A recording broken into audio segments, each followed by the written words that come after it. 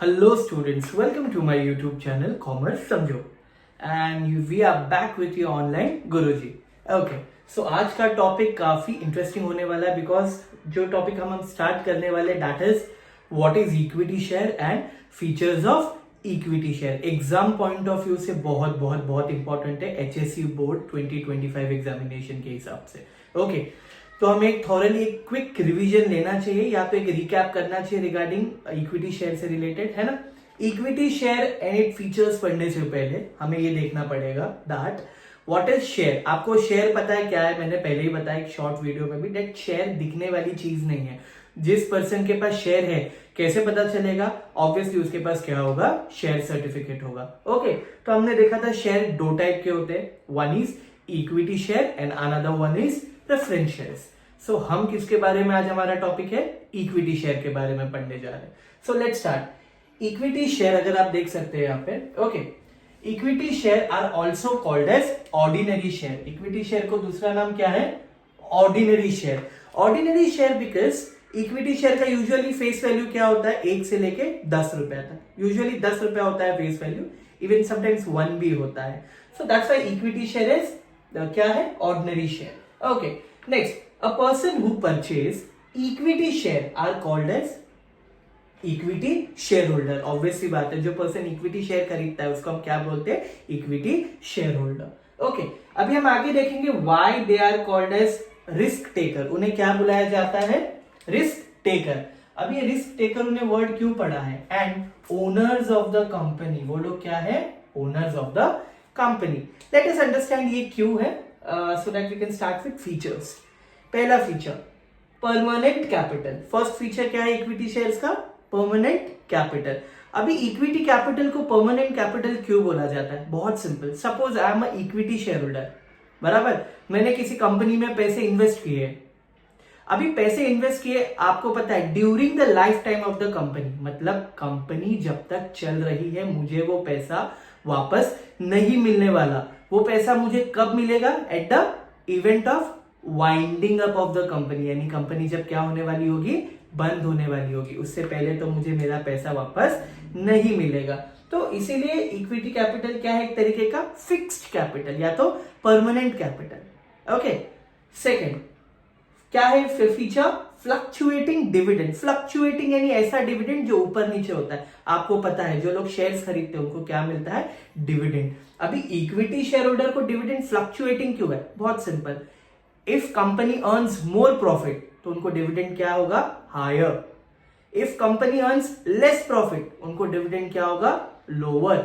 If company earns no profit तो उनको dividend नहीं मिलेगा, बिकॉज वी नो जो शेयर होल्डर्स को डिविडेंड पे किया जाता है वो कहां से होता है, out of profits of the company, तो उनको कोई भी डिविडेंड नहीं मिलेगा। So this is how dividend क्या करता है, ऊपर नीचे होता है, that is fluctuate. Okay on the other hand, अगर बोर्ड ऑफ डायरेक्टर ने बोला भाई कि अभी डिविडेंड नहीं मिलेगा तो उनको डिविडेंड नहीं भी मिलेगा, क्योंकि कंपनी में डिविडेंड डिक्लेयर करने की अथॉरिटी किसके पास है, board of directors of the company. Very good, filling the blanks point of view से याद रखिए। नेक्स्ट राइट, क्या क्या राइट है इक्विटी शेयर होल्डर के पास, they can vote in each and every matter of the company. कोई भी मैटर हो कंपनी का इक्विटी शेयर होल्डर वोट कर सकते हैं, बिकॉज वो क्या है, owners of the company. Company के मालिक है वो लोग, मालिकाना हक रखते हैं, so they can vote in each and every matter of the company. Understood. दूसरा क्या है, शेयर इन प्रॉफिट। अभी कंपनी का जो प्रॉफिट होता है वो एक सीक्वेंस में बंटता है। कंपनी के पास एक ऑर्डर होता है, उसके हिसाब से बंटता है। लेकिन अगर इन केस कंपनी में कोई प्रॉफिट लेफ्ट ओवर होता है या बच जाता है तो उस पर अधिकार या हक किसका होता है, इक्विटी शेयर होल्डर्स का। Next is inspect books of, अभी books of accounts of the company. Simple, अभी इक्विटी शेयर होल्डर्स ओनर्स है कंपनी के, तो कंपनी के जो भी बुक्स ऑफ अकाउंट्स है, जैसे फाइनेंशियल स्टेटमेंट्स हो गए, fund flow statement, cash flow statements या पीएनएल, या जो भी फाइनेंशियल या मॉनिटरी मटीरियलिस्टिक आइटम से रिलेटेड है, यानी पैसों से रिलेटेड, ठीक है, वो सारी चीजों का जांच पड़ताल करना या सारी चीजें देखने का अधिकार किनके पास है, equity share holders. Next transfer of shares. आपको पता है ट्रांसफर वर्ड का मतलब यहाँ पे क्या है, सेल। वो अपने शेयर को इजीली क्या कर सकते हैं, सेल कर सकते हैं। to another person. So equity shareholder can easily sell their shares to another person. Very good. Next is क्या है? Preferential right. Preferential right का मतलब क्या है? देखो अभी इक्विटी शेयर होल्डर को ना एक डिसएडवांटेज है, पता है वो क्या है? प्रेफरेंशियल राइट अभी उसको जो भी उसका रीपेमेंट ऑफ कैपिटल है एंड डिविडेंड है वो दोनों उसको किसके बाद मिलता है? प्रेफरेंस शेयर होल्डर के बाद। मतलब आपको पहले से पता है कि प्रेफरेंस शेयर होल्डर ऐसा है जिसको प्रायोरिटी है, प्राथमिकता किस चीज में? उसको कंपनी में डिविडेंड भी पहले मिलता है एंड जब कंपनी वाइंड अप होती है तो उसको उसका कैपिटल भी पहले मिलता है। वेयरएज इक्विटी शेयर होल्डर ऐसा है जिनको डिविडेंड सबसे लास्ट में मिलता है कंपनी में, है ना। And on the other hand जो उनका रीपेमेंट ऑफ कैपिटल है, जो पैसा उन्होंने कंपनी में लगाया, वो भी at the event of winding up, जब एक पूरा सीक्वेंस एक ऑर्डर कंप्लीट हो जाता है सबको पेमेंट करने के बाद, तब जाके मिलता है इक्विटी शेयर होल्डर को। Understood. Next, controlling power. Controlling power अभी क्या बोला जाता है पता है? इक्विटी शेयर होल्डर्स जो है ना कंपनी में पावर्स रखते हैं because they are owners of the company. Okay, तो they can easily manage day to day affairs, they can do other activity and manages overall the company. उनके पास controlling power है कंपनी में। Next, risk. ये बहुत, देखो आपको एक बहुत जगह वर्ड सुनने मिलेगा that equity capital is risky capital. Equity capital is risky capital. Risky इसीलिए, देखो सिंपल सी बात है, पॉइंट वाइज देखेंगे, अभी कंपनी को कोई इनकम अर्न नहीं हुआ है, कोई पैसा कंपनी ने नहीं कमाया, मतलब कंपनी की स्टेज में, फॉल स्टेज में है ना। तो उस केस में इनकी जो कैपिटल होती है उसकी वैल्यू भी क्या होती जाती है? घटती जाती है एंड इवन वो क्या हो जाती है? जीरो भी हो सकती है। तो उन्होंने जो पैसा लगाया है कंपनी में पूरा का पूरा डूब सकता है, बराबर, बिकॉज उनके पैसों की कोई गारंटी नहीं होती that company will repay them, है ना।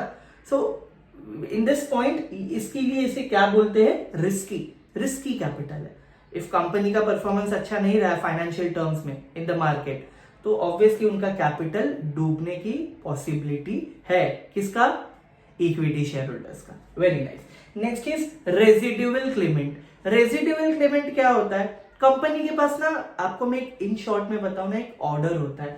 एक पूरा ऑर्डर तो मैं आपको नहीं बताऊंगा, जैसे कि कुछ डिबेंचर्स आते हैं कंपनी के लिए, वो डेट होते हैं, यानी कंपनी ने वो लोगों से लोन बोरो किया है ना, लोन ले रखा है। उसके बाद प्रेफरेंस कैपिटल होता है, उसके बाद आता है इक्विटी। ये एक ऑर्डर है। इससे पहले भी कुछ ऑर्डर्स में आते हैं जिनको पेमेंट होता है, लेकिन मैं यहां पे बात कर रहा हूं कि कंपनी में अगर प्रॉफिट्स हो रहे हैं, क्या हो रहे हैं? प्रॉफिट्स। तो उन प्रॉफिट्स पे जस्ट अ सेकेंड, कंपनी में अगर प्रॉफिट्स हो रहे हैं, ठीक है, तो उन प्रॉफिट्स में सब में ऑर्डर वाइज बटेगा, सबको ऑर्डर वाइज बटेगा। लेकिन एट द एंड अगर कुछ प्रॉफिट बचता है, कुछ प्रॉफिट्स बचता है, तो उस प्रॉफिट पे किसका हक जाएगा? इक्विटी शेयर होल्डर का। पर ये तभी पॉसिबल है जब प्रॉफिट बांटने के बाद भी अगर कुछ प्रॉफिट बच रहा है तो वो किसको मिलेगा? इक्विटी शेयर होल्डर को। तो बचा कुछ उनको मिलता है, उसका अधिकार किसके पास है? इक्विटी शेयर होल्डर के पास। Very good. Next is no charge on asset. इसको मैंने अपने एक शॉर्ट वीडियो में भी बता रखा है, यहाँ पे भी बताऊंगा। नो चार्ज ऑन असेट का मतलब क्या होता है? अभी सिंपल सी बात है, अभी इक्विटी कैपिटल जो है, अभी इक्विटी शेयर होल्डर ने कंपनी में क्या लगाया है?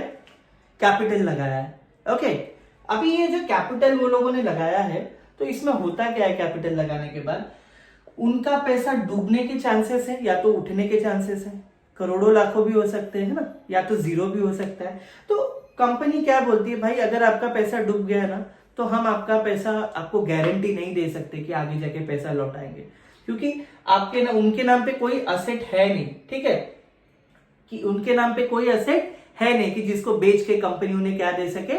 पैसा दे सके। ऐसा पॉसिबल तो नहीं है। अंडरस्टूड? तो this is about this point. Next is bonus issue. Bonus issue आपको पता है कंपनी कब देती है? Free of cost. कब देती है? जब कंपनी एकदम आउटस्टैंडिंग परफॉर्मेंस करती मार्केट में, यानी बहुत सारा प्रॉफिट कमा रखा है, तो कंपनी अपने एग्जिस्टिंग इक्विटी शेयर होल्डर, यानी जो उनके पुराने शेयर होल्डर्स है, ओके, उनको क्या देती है? बोनस इशू, यानी सपोज करो एक प्रपोर्शन में देती है, यानी मैं कोई पुराना शेयर होल्डर हूं कंपनी का, राइट। तो सपोज करो मैंने ना, यह आपको दिखेगा, सपोज करो मैंने ना 10 मेरे पास 10 शेयर पड़े। 10 कौन से शेयर पड़े? इक्विटी शेयर पड़े। तो कंपनी ने डिक्लेयर किया है, क्या डिक्लेयर किया है कि हर 10 के बदले एक बोनस शेयर मिलेगा। यानी सपोज करो मेरे पास 100 शेयर है, तो 10 के बदले एक है, तो 100 के बदले कितने मिलेंगे? ऑब्वियसली द आंसर इज 10 मिलेंगे, यानी 10 20 है ना, ऐसे करके मिलेंगे। तो एक प्रपोर्शन डिसाइड होता है, उस पर मिलता है, कंपनी प्रपोर्शन डिसाइड करती है। लेकिन ये मिलता कैसे है? Free of cost. Next is right issue, यानी सपोज करो मार्केट में कंपनी शेयर बेचने जा रही है, ये तो अपना आईपीओ रिलीज कर रही है, या तो मार्केट में शेयर्स बेचकर पैसे कमाने जा रही है, या किसी भी वे में पैसे कमाने जा रही है। तो कंपनी क्या करती है, अपने एग्जिस्टिंग इक्विटी शेयर होल्डर्स को या एम्प्लॉइज को या जो भी लोग हैं, उन्हें कंपनी एक राइट देती है, एक हक देती है कि कंपनी बोलेगी भाई मार्केट में हम लोग ये जो एक पर्टिकुलर शेयर है 10 रुपए में लाना चाह रहे, हम आपको कितने में बेचेंगे? अभी 8 रुपए में। मतलब मार्केट में जब बेचने जाएगी सबको 10 रुपए में, लेकिन जो कंपनी में शेयर होल्डर्स है, पुराने existing equity share holder, company के एम्प्लॉइज है, वो लोगों को क्या बोल रही है? आपको 10 में नहीं देंगे, आपको हम कितने में बेचेंगे? 8 में बेचेंगे। तो ये होता है राइट इश्यू, यानी अधिकार है। मार्केट में बेचने से पहले कंपनी अपने लोगों को पूछती है whether they want to buy some shares or not.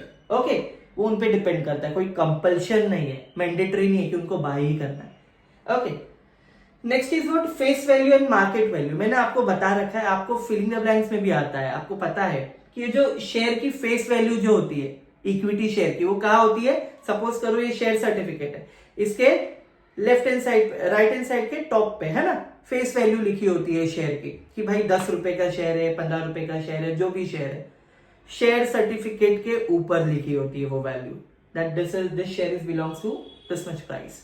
Okay, market value क्या होती है? मार्केट वैल्यू ऑब्वियसली बात है, मार्केट में जब वो शेयर आता है तो मार्केट में लोग खरीद रहे नहीं खरीद रहे, उसकी प्राइस कितनी बढ़ रही है, कितनी नहीं घट रही है, कितनी घट रही है मतलब कितनी बढ़ रही है, वो किस पे डिपेंड करता है? Demand and supply force of the market. यानी मार्केट में उस शेयर की या उस सिक्योरिटी की क्या वैल्यू है, जो वैल्यू होगी उस पर डिपेंड करता है कि कितने में क्या उसकी मार्केट वैल्यू होनी चाहिए। और आपके अंडरस्टैंडिंग के लिए face value and market value अलग हो सकती है। फेस वैल्यू तो कंपनी जिस पे बेच रही है, लेकिन मार्केट में उसका अगर डिमांड ज्यादा है तो शायद मार्केट वैल्यू उस शेयर की ज्यादा हो। ऐसा भी हो सकता है 50 रुपए 60 रुपए, है ना, इट कैन वेरी। लास्ट क्या है हमारे पास? Capital appreciation. कैपिटल एप्रिसिएशन का मतलब ये है, अगर मार्केट में कंपनी अच्छे से परफॉर्म कर रही है तो इक्विटी शेयर होल्डर्स का कैपिटल का जो वैल्यू है मार्केट में क्या होगा? अप्रिशिएट होगा। अप्रिशिएट मतलब बढ़ेगा, है ना। तो कंपनी की रेपुटेशन भी उससे बढ़ेगी, क्योंकि कंपनी का गुडविल क्या होगा? इंक्रीज होगा उससे, जस्ट बिकॉज कंपनी मार्केट में अच्छा परफॉर्म कर रही है, फाइनेंशियली कंपनी की ग्रोथ अच्छी है, जिसकी वजह से इक्विटी शेयर होल्डर का कैपिटल वैल्यू भी क्या हो रहा है? बढ़ रहा है ना। और thereby it helps to increase the goodwill of the company. So with this हमने क्या किया है? सारे फीचर्स को कंप्लीट कर लिया है। एग्जाम पॉइंट ऑफ व्यू फिर से बता रहा हूं आपको, बहुत इंपॉर्टेंट है। और बच्चों का एक ही क्वेश्चन है मुझसे, क्वेश्चन ये है कि सर यहाँ पे तो टोटल 12-13 पॉइंट है बुक में, तो हमें एग्जाम में कितने पॉइंट लिखने? तो वो भी मैंने क्लियर किया है। आपको एग्जाम में मिनिमम आपको बोलूं 6 पॉइंट्स लिखने, 6 to 7 पॉइंट्स। अगर आप बड़ा आंसर लिखने जा रहे हो, ठीक है, 5 मार्क्स के लिए, तो वो पॉसिबल नहीं है। लेकिन जब 8 मार्क का आंसर आता है, कितने मार्क का आंसर आ रहा है? 8 मार्क का आंसर इन डिटेल, आपको सारे के सारे पॉइंट लिखने पड़ेंगे। मतलब एक बेटर अंडरस्टैंडिंग के लिए कि अगर मैं होता तो मैं 8 मार्क का क्वेश्चन आया फाइनल में आंसर इन डिटेल में, तो मैं पूरे 8 बड़े बड़े पॉइंट्स लिखता with meaning and definition. Meaning and definition के बिना आप कोई आंसर नहीं लिख सकते। और सेफर साइड के लिए छोटा छोटा एक्सप्लेनेशन देकर मैं पूरे के पूरे कितने पॉइंट लिख सकता हूं? 13 पॉइंट, 13 पॉइंट। लेकिन सेफर साइड में मैं जाऊंगा कि मैं 8 से 9 पॉइंट ही लिखूं, क्योंकि मुझे एक ही आंसर नहीं कवर करना है। एग्जाम में बहुत सारे क्वेश्चन है जिनके आंसर मुझे उन 3 घंटे में लिखने हैं। So with this, I'll end the video. Hope you like the video. So please subscribe and do like my channel. Thank you.